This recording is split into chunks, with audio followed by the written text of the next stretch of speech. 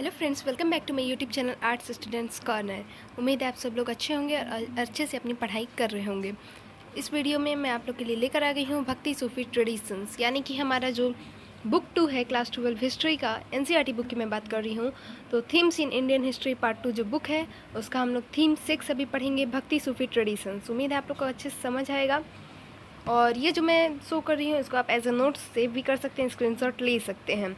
Notes के लिए आपको रिवीजन नोट्स के लिए हेल्पफुल रहेगा। अगर आपको एनसीईआरटी सॉल्यूशंस देखने हैं तो वो भी मैं जल्द ही अपने चैनल पे डालूंगी, वो भी आप लोग देख सकते हैं। चलिए बिना देरी किए फटाफट से शुरू करते हैं इस चैप्टर को हम लोग और इस टॉपिक को, भक्ति सूफी ट्रेडिशंस। इसके बारे में हम लोग पढ़ेंगे, जानेंगे आखिर इसमें है क्या। और हाँ, अगर आपको बुक में जो एनसीईआरटी बुक है उसका लाइन बाय लाइन एक्सप्लेनेशन देखना है, लाइन बाय लाइन मीनिंग देखनी है इंग्लिश टू हिंदी, तो वो भी आपको मेरे चैनल पे मिल जाएगी। उसके नाम से प्लेलिस्ट भी मिल जाएगी आपको बुक के नेम से, history book 1 and history book 2 के नाम से। सो बिना देरी किए आप फटाफट से इस वीडियो को शुरू करते हैं। और इसके पहले लाइक कर दीजिएगा, शेयर कर दीजिएगा, चैनल को सब्सक्राइब कर दीजिएगा। और कोई डाउट होगा तो आप कमेंट सेक्शन में मुझसे पूछ सकते हैं। तो फ्रेंड्स, अभी हम लोग पढ़ रहे हैं भक्ति सूफ़ी ट्रेडिशंस, यानी कि भक्ति सूफ़ी ट्रेडिशंस मतलब परंपराएं। तो उसमें हम लोग देखेंगे कि धार्मिक विश्वासों में क्या बदलाव आए और श्रद्धा ग्रंथ के बारे में हम लोग पढ़ेंगे। और इसका टाइम पीरियड है, एक चीज़ बहुत इंपॉर्टेंट है, हर चैप्टर के स्टार्टिंग हेडलाइन में ही उसका टाइम पीरियड दे देता है और वो पूछता भी है एग्ज़ाम में, तो आप लोग याद रखिएगा। तो इसका टाइम पीरियड है लगभग 8वीं से 18वीं सदी तक, यानी कि 8 to 18 सेंचुरी। तो अब इसका एक इंट्रोडक्शन ले लेते हैं फटाफट से।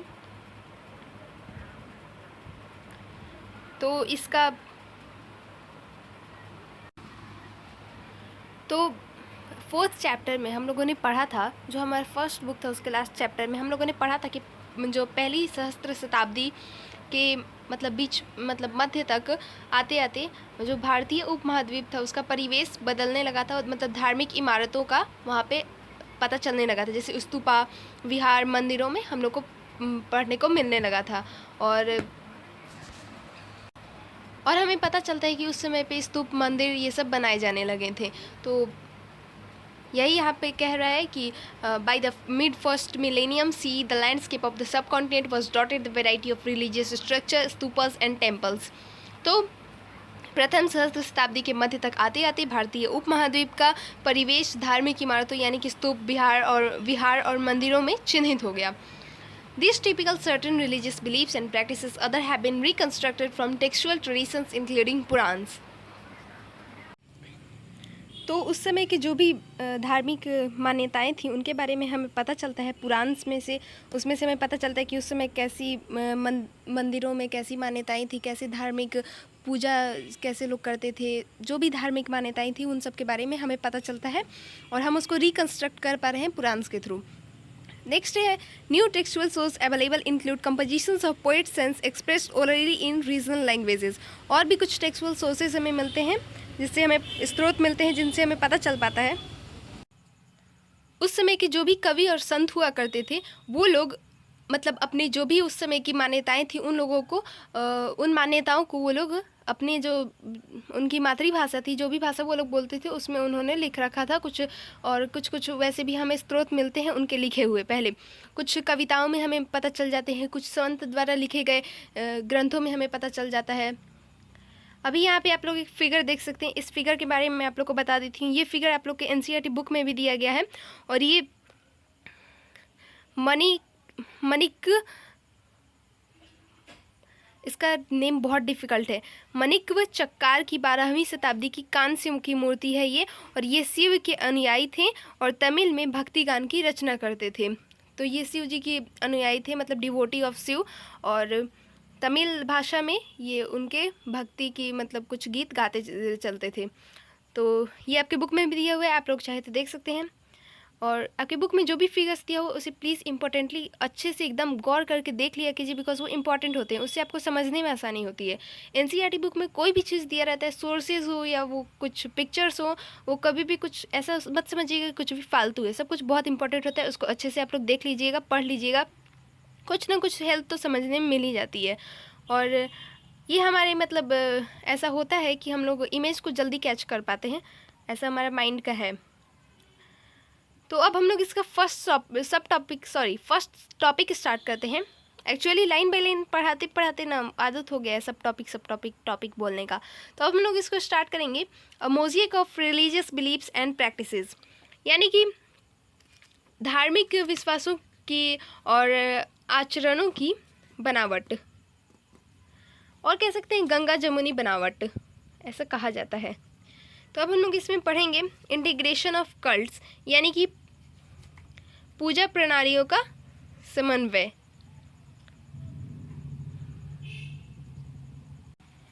उस टाइम पीरियड का सबसे जो मतलब प्रभावी विशिष्टता थी, क्या थी वो, कि जो साहित्य और मूर्ति कला दोनों में हमें बहुत सारी चीज़ें देखने को मिलती हैं। मतलब उस टाइम पे मूर्तियाँ बहुत ज़्यादा बनती थी और बहुत सारे देवी देवताओं की बनती थी, और वहाँ उस समय के साहित्य भी बहुत सारे, उसी समय मतलब ज़्यादातर साहित्य बने। और इस बात से एक मतलब हमें ये भी पता चलता है, या इस बात से हाँ कह सकते हैं हम लोग कि एक स्तर पर यह तथ्य इस बात का द्योतक है कि उस समय पर विष्णु भगवान और शिव जी और देवियों की बहुत पूजा की जाती थी, और उनको बहुत अनेक रूप उनके दिखाए जाते थे, अनेक रूपों में उनको व्यक्त किया जाता था, और उनकी आराधना की जाती थी अलग अलग तरीक़ों से। कोई उनके गान गाते चलता था, कोई मूर्तियाँ बनवा के मंदिरों में उनकी पूजाएँ करवाते थे। तो ऐसी बहुत सारे तरीके से देवी देवता और ख़ास करके विष्णु और शिव जी की पूजा आराधना होती थी। तो कुछ ऐसे इतिहासकार जो इस विकास को समझने का प्रयास करते हैं, तो उनका यह मानना है, उनका यह सुझाव है कि यहाँ कम से कम 2 प्रक्रियाएं कार्य में लाई जाती थी या कार्यरत थी, हम कह सकते हैं। एक प्रक्रिया क्या थी? One was a process of disseminating Brahmanical ideas. उसमें क्या था ना कि ब्राह्मण्स का बहुत ज़्यादा चलाव था। ब्राह्मण्स अपनी मर्ज़ी से लिखते थे, उनको जो सही लगता था वो बना देते थे, जो गलत लगता था उसको वो लोग लिख देते थे, और उनके हिसाब से करीब करीब सोसाइटी चलती थी, और सोसाइटी में सबसे ऊंचा पद ब्राह्मण को मिला ही हुआ था। तो एक प्रक्रिया ब्राह्मणीय विचारधारा के प्रचार की थी, और at the same time there was second process at work, that of the Brahmins accepting and reworking the beliefs and practices of these and social categories. और उसी समय पे एक और अन्य प्रक्रिया थी, जिसमें स्त्री, शूद्रों व अन्य सामाजिक वर्गों की आस्थाओं और आचरणों को ब्राह्मणों द्वारा स्वीकृत किया जाता और उसे एक नया रूप प्रदान किया जाता था। तो ये 2 प्रक्रियाएं उस समय पे थीं, इतिहासकारों का ये मानना है। अब पहली प्रक्रिया का क्या था कि उसमें ब्राह्मणीय विचारधारा के प्रचार होते थे। इसका प्रसार पौराणिक ग्रंथों की रचना, संकलन और परिरक्षण द्वारा हुआ, और ये ग्रंथ सरल संस्कृत छंदों में लिखे जाते थे, जो कि वैदिक विद्या से विहीन स्त्रियों और शूद्रों द्वारा भी ग्राह्य थे। मतलब स्त्री और शूद्र भी उसको पढ़ सकते थे। तो यहाँ पे आप लोग एक फ़ोटो देख सकते हैं, बहुत लोग इस फ़ोटो को जानते भी होंगे। ये जगन्नाथ भगवान की प्रतिमा है, और इनके साथ सुभद्रा देवी और बलराम जी भी हैं, बहुत लोग जानते भी होंगे। और ये उड़ीसा पुरी में ये है। तो ये आकृति जगन्नाथ भगवान की है, जो कि दाहिने में है, और जो अपनी बहन, उनकी बहन सुभद्रा जो कि बीच में है, और भाई बलराम जो कि बाएं में है, उनके साथ ये है। तो ये जो इस प्रक्रिया का सबसे विशिष्ट उदाहरण है, ये पूरी उड़ीसा में ये है जगन्नाथ पुरी भगवान का मंदिर। और इसके बारे में बहुत रोचक मान्यताएं भी हैं। आप लोग अगर जानते होंगे तो अच्छी बात है, नहीं तो आप लोग देख सकते हैं यूट्यूब पे बहुत सारे इसके ऐसे हैं जो साइंस को भी, मतलब क्या कहते हैं, साइंस के अपोजिट कुछ इसकी ऐसी खासियत है इस मंदिर की। चलिए अब हम लोग आगे बढ़ते हैं। Differences and conflicts among cults अब हम लोग पढ़ेंगे। तो भेद और संघर्ष अभी हम लोग यही पढ़ेंगे। Often associated with the goddess of worship that were classified as tantric. तो अधिकांशतः देवी की आराधना पद्धति को तांत्रिक नाम से जाना जाता था। आप लोग बहुत सारे सीरियल्स में भी देखे होंगे कि तांत्रिक सब तो सबने सुना होगा, तांत्रिक, और उसमें खास करके कोई भगवान नहीं आती, कोई देवता नहीं आते, उसमें देवी की ही पूजा की जाती है, अनेक तरह की बलि दी जाती है, अनेक तरह की साधना की जाती है, तो उसमें देवी ही रहती हैं, उसमें देवता बहुत शायद ही मैंने कभी सुना होगा कि तांत्रिक प्रैक्टिसेस में देवता आते हैं, हमेशा देवियाँ ही आती हैं। तांत्रिक practices were wide spread in several parts of the subcontinent. तो ये भारत उपमहाद्वीप में बहुत फैली हुई थी, ये तांत्रिक बहुत प्रचलित थी ये तांत्रिक पूजा पद्धति, और इसके अंतर्गत स्त्री पुरुष दोनों ही शामिल हो सकते थे। और इसके अतिरिक्त जो इसके कर्मकांडीय संदर्भ में वर्ग और वर्ण के भेद की अवहेलना की जाती थी। देख सकते हैं आप लोग, they were open to all men and women, ignore differences of caste and class within the ritual context. Many of this ideas influence Shaivism as well as Buddhism. तो इस पद्धति के विचारों ने शैव और बौद्ध दर्शन को भी प्रभावित किया, और ख़ास तौर से उपमहाद्वीप के पूर्वी, उत्तरी और दक्षिणी भागों में। तो अच्छे से इसको याद रख लीजिएगा आप लोग, ये पूछ भी देता है कभी कभी एग्जाम में। The divergence is perhaps most stark if we compare Vedic and Puranic traditions. यदि हम वैदिक और पौराणिक परंपरा के बीच तुलना करें तो यह विषमता और अधिक रूप से स्पष्ट होकर उभर कर आती है। और हालांकि मतलब वैदिक मंत्रों में विष्णु, शिव और देवी की झलक मिलती है, इसकी तुलना इनके विशद पौराणिक मिथकों से कदापि नहीं की जा सकती। फिर भी इन असंगतियों के बावजूद वेदों को प्रामाणिक माना जाता है। इसमें हम ये जो तांत्रिक प्रैक्टिसेस हैं, ये मेनली, ये तो मैंने बता ही दिया कि मेनली देवता तो इसमें आते ही नहीं है, देवी से ही होती है ये पूरी तांत्रिक पूजा साधना। और इसको लेकर भी ना बहुत डिबेट्स होते हैं कि मतलब इसमें कुछ आश्चर्य का बात नहीं है, होना ही चाहिए, क्योंकि इसमें बहुत वो संघर्ष की स्थिति पैदा हो जाती है।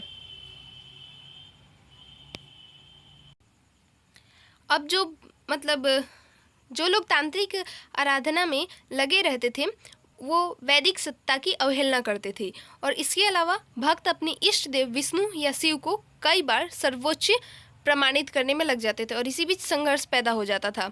और अन्य परंपराओं जैसे बौद्ध अथवा जैन धर्म से भी संबंध अक्सर तनावपूर्ण हो जाते थे, क्योंकि वो कहते थे हमारे विष्णु जी श्रेष्ठ हैं, वो कहते थे हमारे शिव जी श्रेष्ठ हैं। बुद्धिज्म और जैनिज्म का अलग ही था कि नहीं हमारा धर्म श्रेष्ठ है, जैनिज्म में हमारा धर्म श्रेष्ठ है। लेकिन जो एकदम स्पष्टता जो द्वंद्व होते थे ना, वो कम ही दिखाई पड़ते थे इसमें।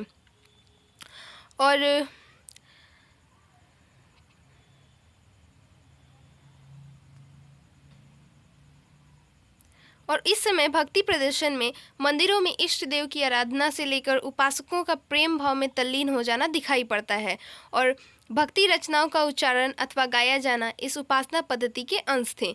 और वैष्णव और शैव संप्रदायों पर तो यह कथन विशेष रूप से लागू होता है, क्योंकि शिव जी के भी बहुत गान गाए जाते थे घूम घूम कर, विष्णु जी के भी बहुत गान गाए जाते थे। अभी जैसे कि मैंने आपको एक फिगर दिखाया, ये शिव जी के डिवोटी हैं, तमिल भाषा में ये गान गाया करते थे। ऐसे ही बहुत सारे थे। अभी यहाँ पे एक फ़ोटो दिया हुआ है, इसके बारे में मैं आप लोग को बता देती हूँ कि ये किस चीज़ की मूर्ति है, क्या है ये। तो ये बौद्ध देवी मारीची की मूर्ति है, लगभग 10वीं शताब्दी बिहार की, और यह विभिन्न धार्मिक विश्वासों और क्रियाकलापों के एकीकरण की प्रक्रिया का उदाहरण प्रस्तुत करती है। तो आप लोग देख सकते हैं, ये है बौद्ध देवी मारीची की मूर्ति। अब हम लोग आगे बढ़ते हैं।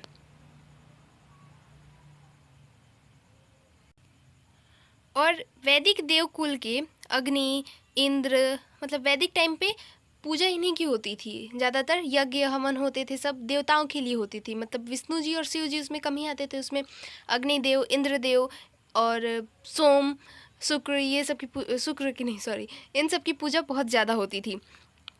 तो जो वैदिक देवकुल के अग्नि, इंद्र और सोम जैसे देवता इस काल में पूरी तरह से गौण हो गए, और साहित्य व मूर्ति कला दोनों में ही उनका निरूपण नहीं दिखता।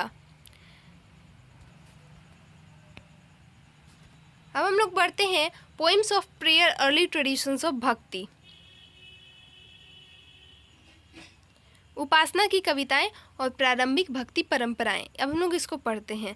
ये हमारा सेकंड टॉपिक है बुक का। अगर आप अपने साथ बुक खोल के बैठे होंगे तो आपको टॉपिक्स भी मिल जाएंगे, और अगर आप चाहते हैं इसे एज ए नोट्स लिख लेना तो आप स्क्रीनशॉट ले सकते हैं। तो अभी हम लोग पढ़ रहे हैं उपासना की कविताएं, प्रारंभिक भक्ति परंपराएं। तो प्रारंभिक भक्ति की परंपरा क्या थी? तो in the course of this forms of worship in many instance poets saints emerged as leader around whom there developed a community of devotee. तो आराधना के तरीकों के क्रमिक विकास के दौरान बहुत बार ऐसा होता था कि संत कवि ऐसे नेता के रूप में उभर के आते थे जिनके आसपास भक्तजनों के एक पूरे समुदाय का गठन हो जाता था। मतलब लोग उससे प्रभावित हो जाते थे और वो उनके भक्त बन जाते थे। कुछ ऐसे संत थे और वो एक अपना ग्रुप बना लेते थे, एक समुदाय का गठन हो जाता था उनके आसपास। While Brahman remained important intermediates between God and devotees in the several forms. यद्यपि बहुत सी भक्ति परंपराओं में ब्राह्मण देवताओं और भक्तजन के बीच महत्वपूर्ण बिचौलिए बने रहे, यानी मीडिएटर्स बने रहे, और तथापि इन परंपराओं ने स्त्रियों और निम्न वर्गों को भी स्वीकृत व स्थान दिया। तो पहले क्या होता था कि स्त्रियों को और जो छोटी जाति के लोग होते थे, निम्न वर्ग के जो लोग होते थे, उनको पूजा पाठ में सम्मिलित नहीं किया जाता था और ख़ास करके उनको कुछ ग्रंथ पढ़ने की अनुमति नहीं थी। उन लोगों का बस यही काम था कि बहुत पहले तो ऐसा होता था कि गांव से ही निकाल दिए जाते थे कुछ जो नीची जाति के होते थे, और स्त्रियों को बस घर के काम, उनको पूजा नहीं करने दिया जाता था, पूजा से उन्हें दूर रखा जाता था। बात थोड़ा जैसे जैसे समय बीता लोगों में परिवर्तन आया, लोगों की सोच बदली, और इसलिए इन परंपराओं ने स्त्रियों और निम्न वर्गों को भी स्वीकृति व स्थान दिया। अर्ली भक्ति traditions. The Bhakti movement of the Hinduism saw two ways of imagining the nature of divine Brahman. They are divided in two groups, निर्गुण and सगुण। तो दूसरे स्तर पर धर्म के इतिहासकार भक्ति परंपरा को दो मुख्य वर्गों में डिवाइड कर देते हैं, यानी कि बांट देते हैं। एक है सगुण और एक है निर्गुण। तो प्रथम वर्ग में, मतलब यानी कि सगुण में, ऐसे मैंने लिखा है निर्गुण पहले, लेकिन मैं सगुण के बारे में बता रही हूँ। तो प्रथम वर्ग में शिव, विष्णु तथा उनके अवतार और देवियों की आराधना की जाती थी, और जिनको मूर्ति रूप में स्थापित किया जाता था उनकी पूजा पाठ आराधना की जाती थी। और निर्गुण भक्ति परंपरा में मूर्ति की पूजा नहीं की जाती थी, उसमें एक निराकार ईश्वर की पूजा की जाती थी। और आज भी कई ऐसे समाज हैं, जैसे कि आर्य समाज, जहाँ पे मूर्ति पूजन में वो लोग विश्वास नहीं रखते हैं। वो लोग निराकार ईश्वर को मानते हैं, उन्हीं की पूजा करते हैं, यज्ञ हवन करते हैं। तो सगुण भक्ति with attribute of God has form, जिसमें कि मूर्ति की पूजा की जाती है। सगुण भक्ति विच सी गॉड इन फिजिकल फॉर्म, यानी कि वही जिसमें मूर्ति की पूजा की जाती है। सगुण भक्ति में जो विष्णु भगवान हैं, उनके बहुत सारे, विष्णु भगवान ही नहीं, जितने भी भगवान हैं उनके अवतारों की भी पूजा की जाती है। जैसे कि फॉर्म्स ऑफ विष्णु, तुलसीदास के द्वारा राम और मीराबाई के द्वारा कृष्ण, तो इन सब की भी पूजा की जाती है, आराधना की जाती है। और निर्गुण भक्ति में क्या है? Nirguna bhakti was the concept of ultimate reality as formless without attribute और क्वालिटी और lack of physical attribute in God. मतलब निराकार निर्गुण प्रभु की पूजा इसमें की जाती है। Nirguna bhakti is devotion toward a formless God, जैसे कि मैंने आपको बताया। Bhakt worship an abstract form of God, example Kabir, Baba Guru Nanak. निर्गुण भक्ति में पूजा की जाती थी उनकी जिनको वो लोग मानते थे कि हाँ, जिनको किसी इंसान में वो लोग भगवान का रूप देखते थे, जैसे कि कबीर और बाबा गुरु नानक, जो एक मतलब चलाएं अपना कि हाँ भगवान ऐसे हैं वैसे, एक गुरु की पूजा वो लोग करते थे। इसमें वो लोग कोई मूर्ति की पूजा नहीं करते थे, सगुण भक्ति में मूर्ति की पूजा करते थे। सो ये एक इम्पॉर्टेंट क्वेश्चन है और ये एग्ज़ाम में पूछ भी देता है, 3 to 5 नंबर के क्वेश्चन में ये आ सकता है डिफरेंस करने के लिए कि निर्गुण और सगुण भक्ति में आप डिफरेंस कीजिए। 3-3, 4-4 पॉइंट आप लिखिए। तो आप अभी चाहें तो स्क्रीनशॉट ले सकते हैं, बहुत इंपॉर्टेंट है, और ये आप लोग लिख सकते हैं एग्ज़ाम में। फ्रेंड्स, आज के लिए बस इतना ही। उम्मीद है आप लोग को वीडियो अच्छा लगा होगा, समझ आया होगा। अगर आप लोग चाहते हैं कि मैं ऐसे ही line by line explanation videos तो मैं लाती हूँ, अगर आप लोग चाहते हैं कि मैं ऐसे ही वीडियोस लाऊँ नोट्स के साथ, तो आप लोग कमेंट सेक्शन में मुझे कहिएगा। मैं हर चैप्टर्स के लिए आऊँगी। ये तो बस मैंने ऐसे ही डाला, देखती हूँ क्या इस पर व्यू आता है, उसके बाद मैं देखूँगी तो और ऐसे वीडियोज़ डाल दूँगी। और NCERT सॉल्यूशंस के भी वीडियोज़ जल्द ही आएंगे, वो भी आप लोग देख सकेंगे मेरे चैनल पर। तो अगर कोई डाउट होगा तो आप कमेंट सेक्शन में मुझसे पूछ सकते हैं। लाइक कर दीजिएगा, शेयर कर दीजिएगा और चैनल को सब्सक्राइब करना मत भूलिएगा। Thank you for watching the video. और आप जाइए पार्ट 2 में देखिए इसके आगे का।